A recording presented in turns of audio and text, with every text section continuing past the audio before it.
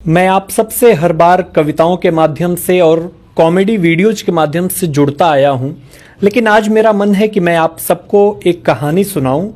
इस उम्मीद के साथ मैं ये कहानी सुना रहा हूं कि आप सब इस कहानी को मन से सुनेंगे। पत्नी है तो दुनिया में सब कुछ है। राजा की तरह जीने और आज दुनिया में अपना सर ऊंचा रखने के लिए अपनी पत्नी का हमेशा शुक्रिया अदा कीजिए। आपकी सुविधा असुविधा, आपके बिना कारण के क्रोध को संभालती है। तुम्हारे सुख से सुखी और आपके दुख से दुखी रहने वाली आपकी पत्नी ही है। आप रविवार को देर से बिस्तर पर रहते हैं, लेकिन इसका कोई रविवार या त्योहार नहीं होता।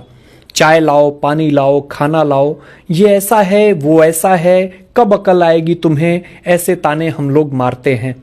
उसके पास बुद्धि है और केवल उसी के कारण तो आप जीवित हैं, वरना दुनिया में आपकी कोई भी पहचान नहीं है, आपको कोई भी नहीं पूछेगा। अब जरा इस स्थिति की सिर्फ कल्पना करें। एक दिन पत्नी अचानक रात को गुजर जाती है। घर में रोने की आवाज आ रही है। पत्नी का अंतिम दर्शन चल रहा था। उस वक्त पत्नी की आत्मा जाते जाते जो कह रही है उसका वर्णन सुनिएगा। मैं अभी जा रही हूँ, अब फिर कभी नहीं मिलेंगे। जिस दिन शादी के फेरे लिए थे उस वक्त साथ साथ जीने का वचन दिया था, पर अब अकेले जाना पड़ रहा है। ये मुझको पता नहीं था, मुझे जाने दो। अपने आंगन में अपना शरीर छोड़कर जा रही हूँ। बहुत दर्द हो रहा है, लेकिन मैं मजबूर हूँ। मेरा मन नहीं मान रहा, पर अब मैं कुछ नहीं कर सकती। बेटा और बहू रो रहे हैं, देखो। मैं ऐसा नहीं देख सकती और उनको दिलासा भी नहीं दे सकती हूँ। पोता बाबा बाबा कर रहा है, उसे शांत करो। बिल्कुल ध्यान नहीं दे रहे हो। हाँ, और आप भी मन मजबूत रखना और बिल्कुल ढीले ना होना।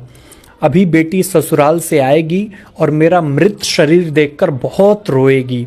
उसे संभालना और शांत करना, और आप भी बिल्कुल नहीं रोना। मुझे जाने दो। जिसका जन्म हुआ है उसकी मृत्यु निश्चित है। जो भी इस दुनिया में आया है वो यहाँ से ऊपर गया है। धीरे धीरे मुझे भूल जाना, मुझे बहुत याद नहीं करना और इस जीवन में फिर से काम में डूब जाना। अब मेरे बिना जीवन जीने की आदत जल्दी डाल लेना। आपने इस जीवन में मेरा कहा कभी नहीं माना है। अब जिद छोड़कर व्यवहार में विनम्र रहना। आपको अकेला छोड़कर जाते हुए मुझे बहुत चिंता हो रही है, लेकिन मैं मजबूर हूँ। आपको बीपी और डायबिटीज है, गलती से भी मीठा नहीं खाना, अन्यथा बहुत परेशानी होगी। सुबह उठते ही दवा लेना ना भूलना। चाय अगर आपको देर से मिलती है तो बहू पर गुस्सा ना करना।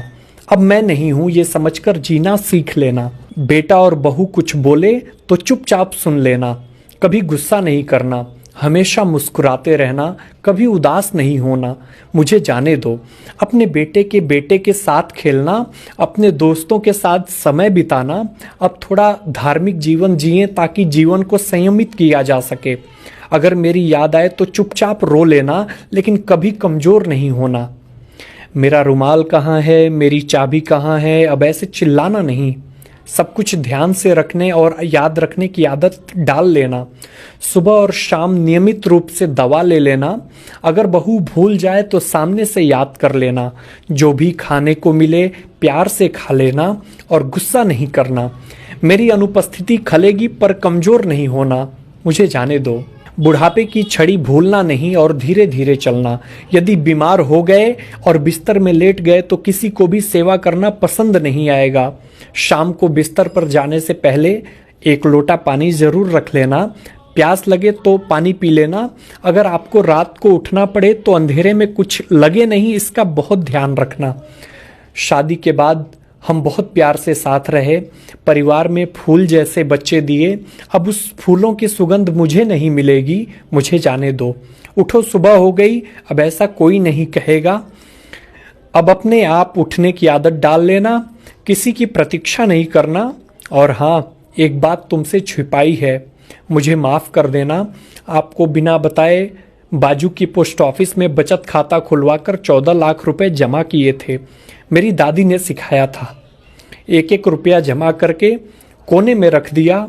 इसमें से 5-5 लाख बहू और बेटी को दे देना और अपने खाते में 4 लाख रुपए रखना। भगवान की भक्ति और पूजा करना भूलना नहीं। अब फिर कभी नहीं मिलेंगे। मुझसे कोई भी गलती हुई हो तो मुझे माफ कर देना। इस आत्मीय संदेश में पत्नी की भावनाएं और उसकी देखभाल की जिम्मेदारी को दर्शाया गया है, जो उसके जाने के बाद भी परिवार को संभालने का संदेश देती है। आप सबका बहुत बहुत धन्यवाद, बहुत बहुत आभार।